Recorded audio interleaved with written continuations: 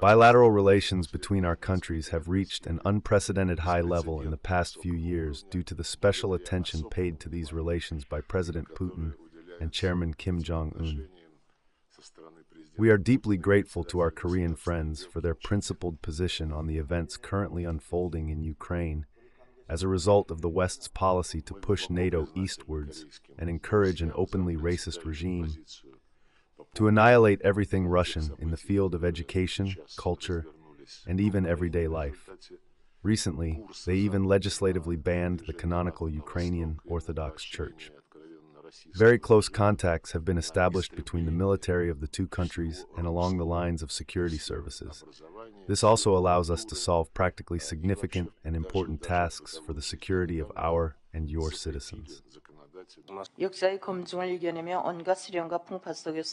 Our traditional, historic, friendly relations, which have passed a complex path today, thanks to the special attention and energetic leadership of our esteemed comrade President of the State Affairs of the Democratic People's Republic of Korea Kim Jong-un and esteemed President of the Russian Federation Vladimir Putin, have reached a new level of invincible military comradeship, as well as strategic relations with a 100-year perspective.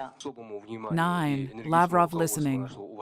The esteemed comrade President of the State Affairs said that the current U.S. and South Korea military alliance is turning into a military alliance with a nuclear component. This shows that the situation on the Korean Peninsula can become explosive at any moment.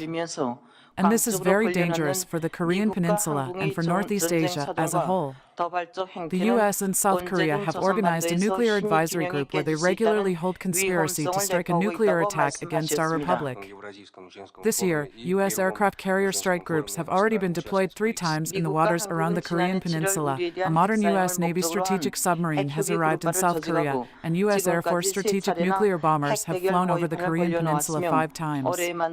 Our esteemed President of the State Affairs once again clearly stated that the current situation, as well as prospective threats and challenges, more than ever require us to strengthen our modern strategic nuclear weapons, offensive nuclear weapons, and also to improve our readiness for a nuclear retaliatory strike. And once again assured that our country will in no way change its course to strengthen its nuclear forces. At present, the U.S. and Western countries, in order to fully implement their goal of inflicting strategic defeat on Russia, are supplying the Kiev Nazi regime with a huge amount of weapons that can be counted in astronomical sums of money, thereby trying to wage a long-term war in Ukraine against Russia. At the very beginning of the special military operation, the esteemed comrade President of the State Affairs Kim Jong-un gave an order for us to unswervingly and powerfully support and assist the Russian army and the Russian people in their sacred war, without looking back.